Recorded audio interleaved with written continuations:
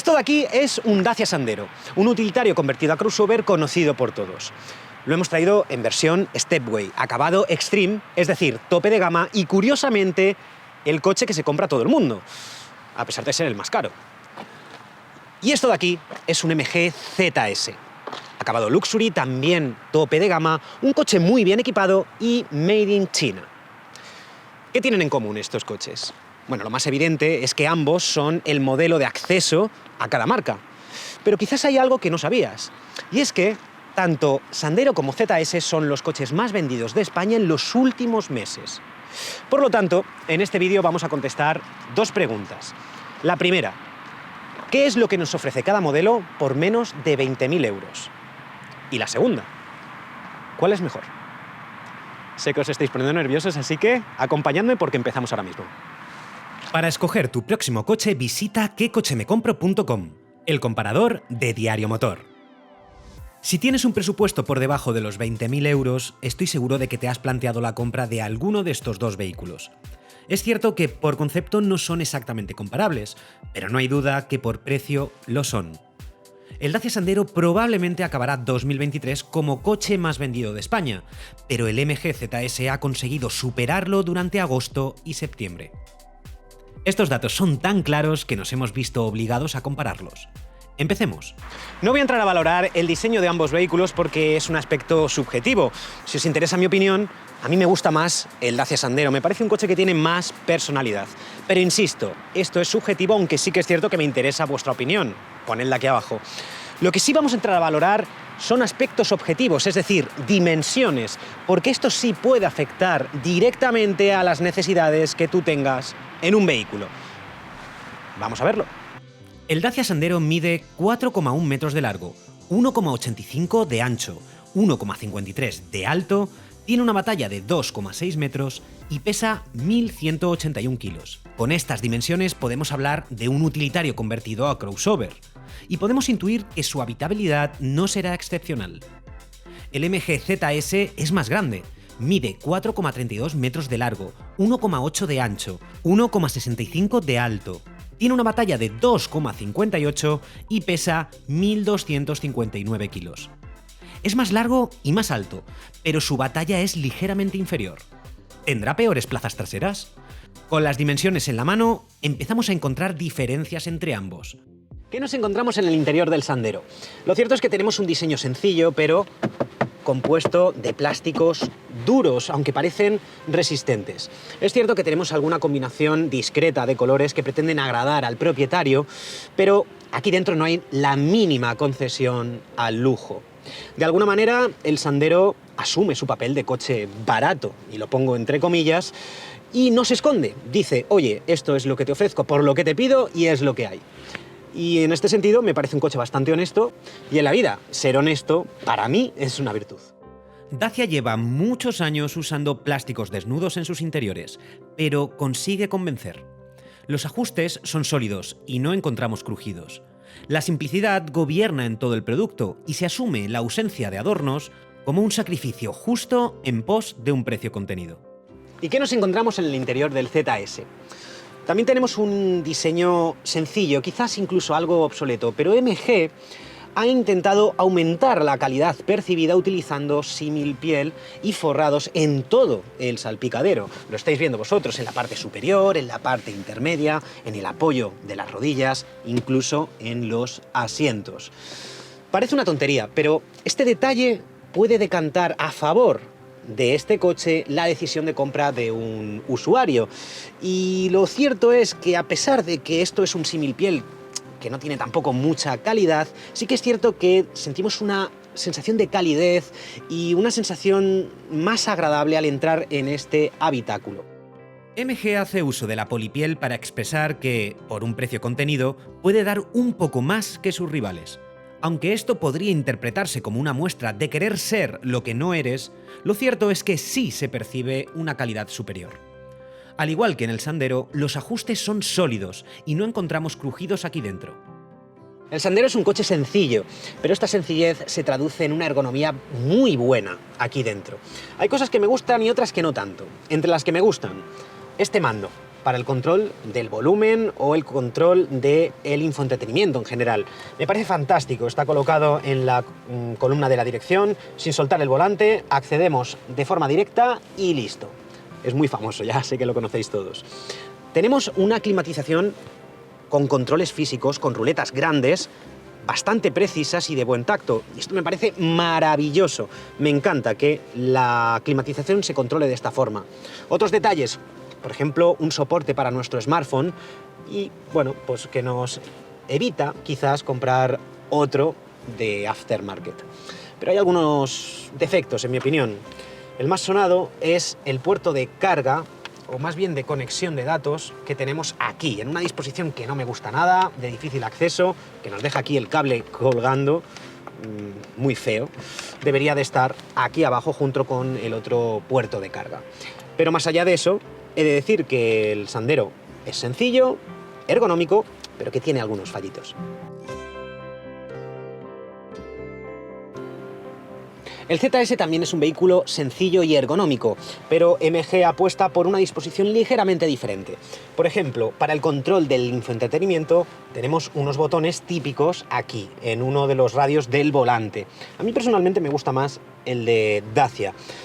Por otro lado, tenemos también una climatización controlada de forma física. Aquí tenemos unos botones que también nos facilitan de forma sencilla y directa el control tanto de la temperatura como del caudal de aire. Pero de nuevo, sigo prefiriendo las ruletas. Eso sí, no tenemos detalles como por ejemplo el soporte para el móvil en el ZS, pero sí tenemos los USB colocados donde deben de estar. Es decir, aquí abajo para conectarlos sin mayor problema y, disculpad, disimular en cierta medida el cable.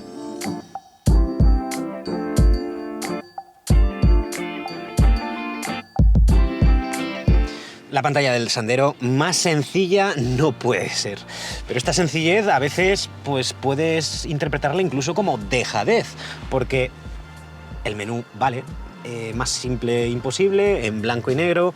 Es cierto que la Apple CarPlay está en color, pero no sé, bueno, es una pantalla que al final cumple, es cierto, es relativamente rápida, también es cierto, pero es una pantalla hiper simple. He dicho ya que es simple, pero ahora os pregunto, ¿hace falta más? A pesar de ser un Sandero, también tenemos cámara de marcha atrás. La resolución es justísima de día y nula de noche, pero algo es algo. La pantalla del ZS es mucho mejor que la del Sandero, lo estáis viendo, al menos en términos de calidad de panel y aspecto, porque aquí se han esforzado en hacer una pantalla a color y al menos que parezca pues una pantalla moderna. Aunque se les ha olvidado un detallito, y es poner un procesador a la altura de estos gráficos, ya que paradójicamente es mucho más elaborada, pero es menos fluida que la del Sandero. Por lo tanto, tenemos más fluidez en el Sandero, pero también un aspecto mucho más moderno en el ZS. MG te quiere ofrecer un poco más que el resto, y es que hay un evidente esfuerzo en este sistema de infoentretenimiento, pero no llega a convencer del todo. A veces menos es más. Su sistema de cámaras te ofrece una visión 360, como las marcas premium, pero con una resolución de los años 2000. Eso sí, ya es más de lo que te ofrece su rival. Punto crítico: acceso y habitabilidad de las plazas traseras. Empezando por el acceso, vemos cómo la apertura de la puerta es bastante correcta.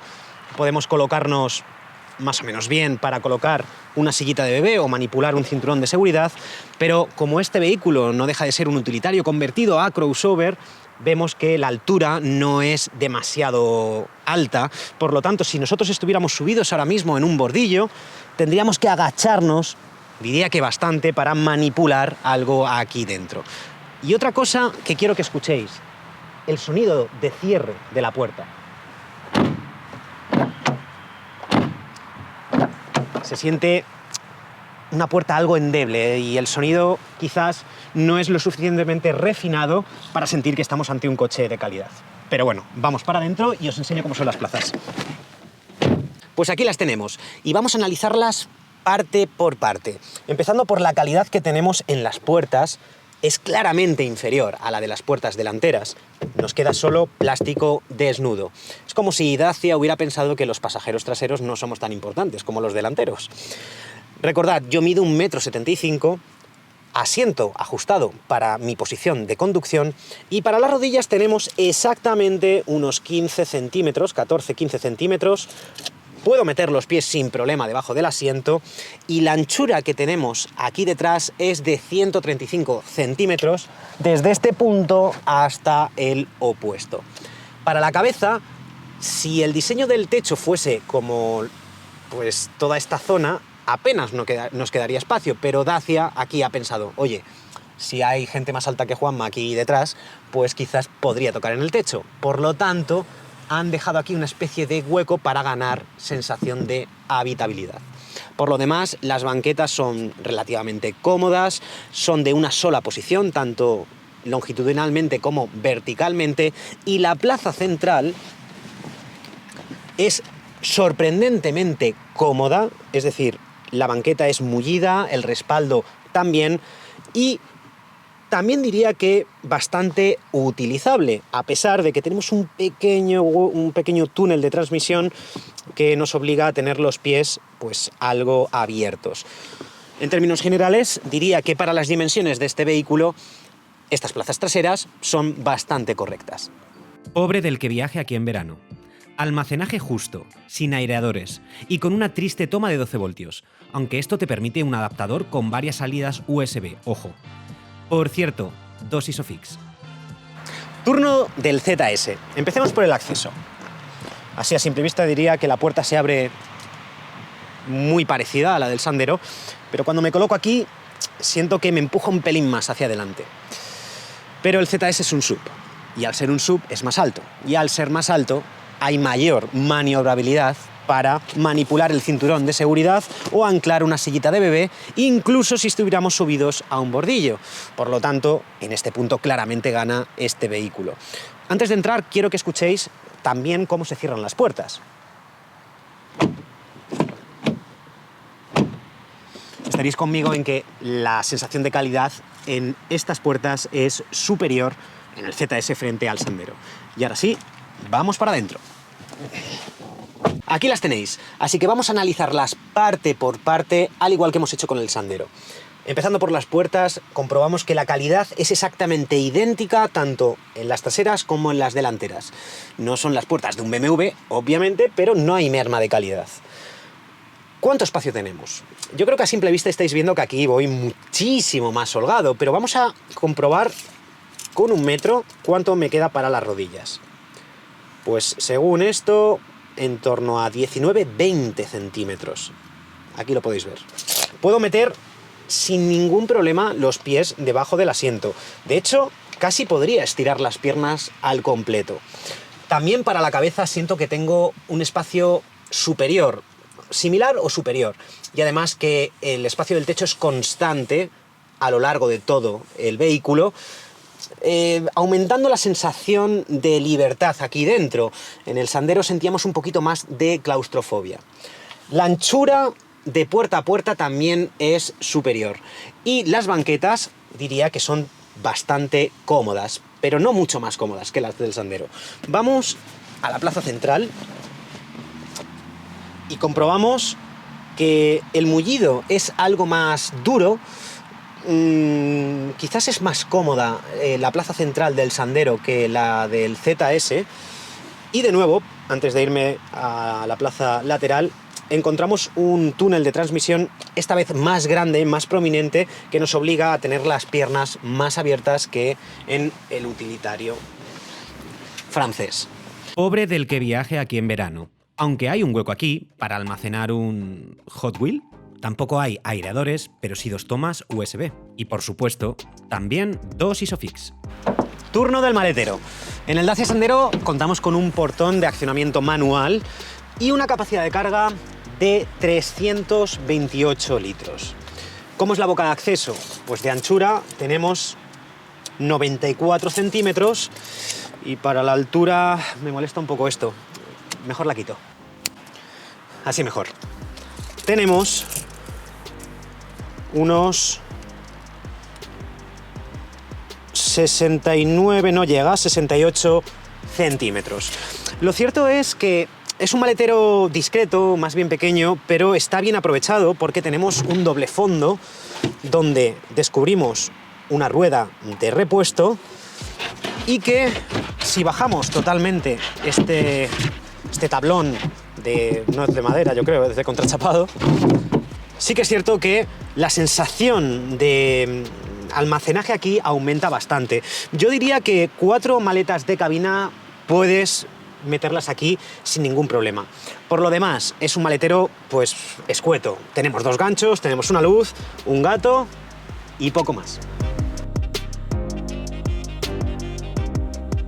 Vamos a ver el ZS.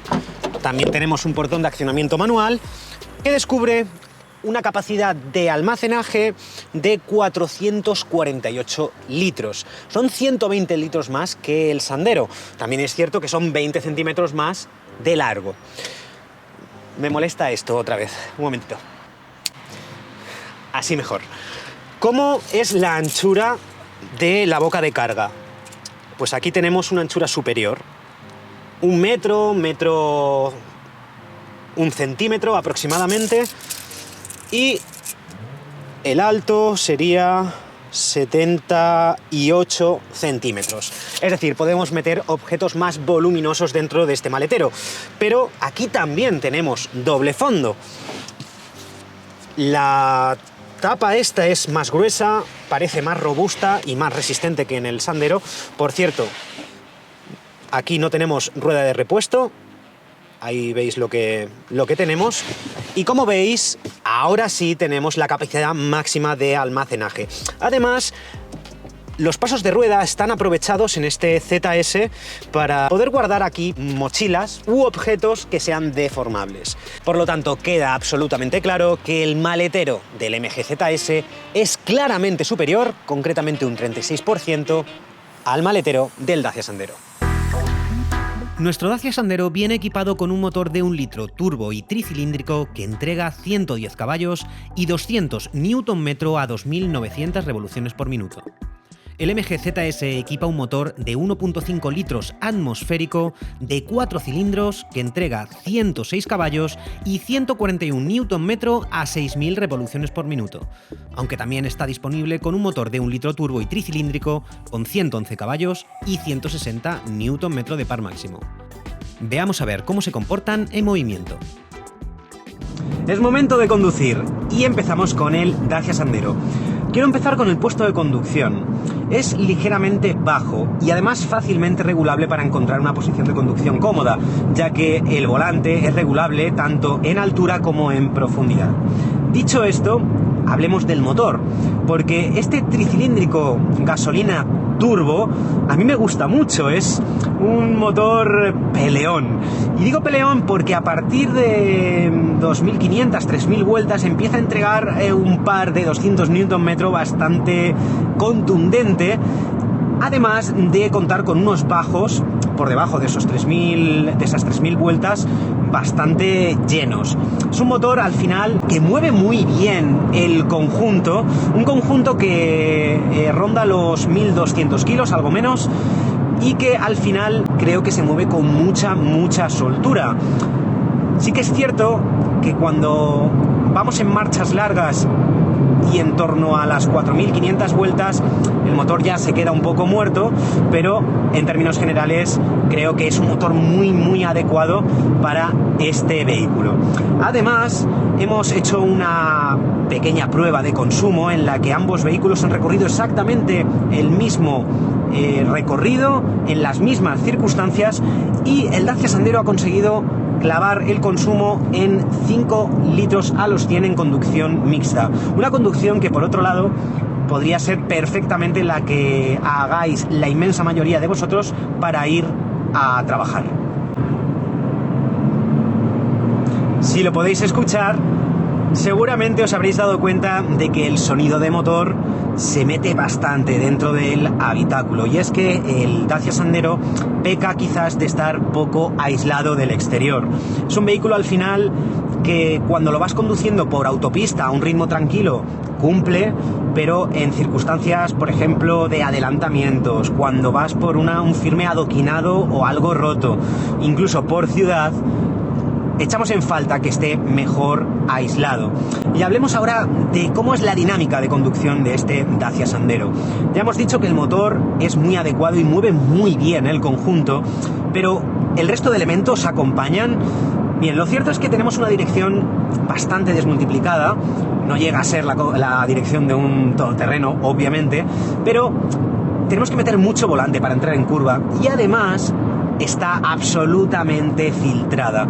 Esto nos provoca una sensación quizás de inseguridad cuando vamos rápido con el coche, ya que el motor nos empuja, pero en los apoyos, en los cambios de dirección, sentimos que la dirección no acompaña para nada. Por lo tanto, a pesar de que en ciudad esta dirección es la leche porque mueves el coche pues con una facilidad pasmosa y nos aporta una gran sensación de agilidad a baja velocidad, cuando vamos a alta velocidad, este feeling que nos transmite el Dacia Sandero para mí no acompaña al motor, que sí que nos aporta no sensaciones deportivas, pero pues una sensación de conducción bastante alegre y diría que incluso dinámica. Y os estaréis preguntando, ¿el Dacia Sandero es un coche cómodo? Bueno, no es precisamente la Dalí de la comodidad, pero tampoco considero que sea un coche incómodo. Las suspensiones tienen un tarado bastante neutro, sujetan bien la carrocería, pero no en exceso, y en los resaltos o en los badenes sí que siento que las suspensiones son un pelín duras, un pelín secas, diría. Aún así, creo que el punto de equilibrio que tienen es adecuado para una conducción tranquila, pero sobre todo una conducción urbana a baja velocidad. Y a modo de conclusión, he de reconocer que el Dacia Sandero me ha ido ganando con los años, porque yo que he probado anteriores generaciones, tengo que reconocer que la evolución positiva ha sido brutal. A mí no me gustaba el Dacia Sandero y ahora me parece un producto bastante redondo. Y dinámicamente es un coche que ya cumple, aunque bien es cierto que siguen habiendo puntos débiles en la conducción de este vehículo, como por ejemplo la dirección, que para mí es lo peor que tiene, ya que a pesar de ser una dirección adecuada para ir a baja velocidad y por ciudad, como he dicho antes, no nos aporta una sensación de seguridad suficiente para sentir que este vehículo al final es un vehículo totalmente redondo en cualquiera de las circunstancias.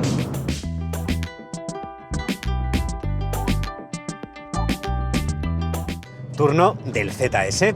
Y ya os adelanto que hay bastantes diferencias entre un vehículo y otro. Empezando por el puesto de conducción.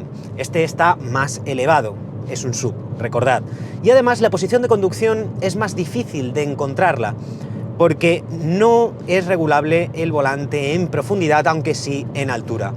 Por contra tenemos unos asientos que son de ajuste eléctrico. Dicho esto, vayamos a por la principal diferencia entre ambos vehículos. El MG ZS puede montar dos motores, uno turbo y otro atmosférico, pero en prensa solo tienen el atmosférico, que es este, y es radicalmente diferente al del Sandero. Es un bloque de 4 cilindros y 106 caballos. ¿Esto qué significa? Pues que a bajas vueltas este coche no tira, es la verdad. Yo acelero, y no es hasta que paso las 4.500 vueltas cuando empiezo a sentir todo el par del vehículo.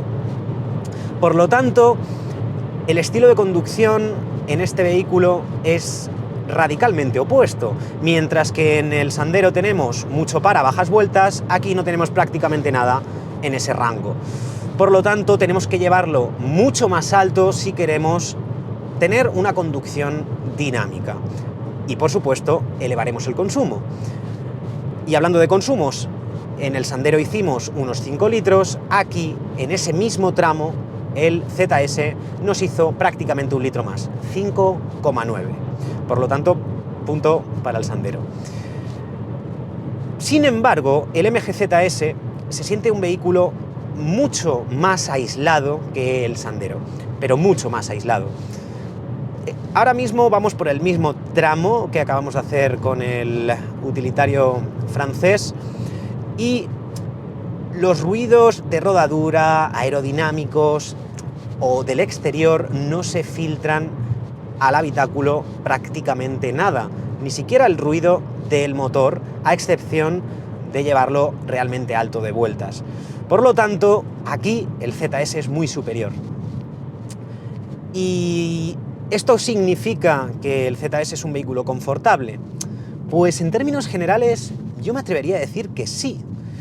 Es un vehículo claramente más confortable que el Dacia Sandero porque las suspensiones, por ejemplo, contienen, diría que incluso mejor, los balanceos de la carrocería, son algo más cómodas y en términos generales el vehículo sí se siente con mayor aplomo, pero no tanto ya por las suspensiones, sino por la dirección.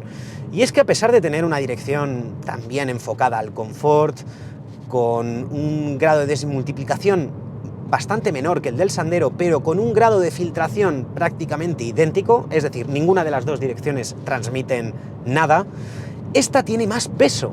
Y al tener más peso, la sensación que nos transmite al conducir es que llevamos un vehículo con mayor aplomo en carretera, es decir, te aporta más seguridad en curva.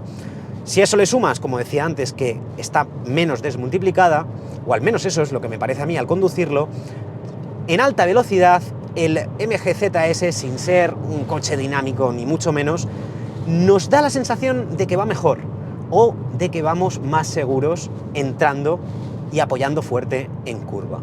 Para mí esta es la gran diferencia dinámica entre estos dos vehículos.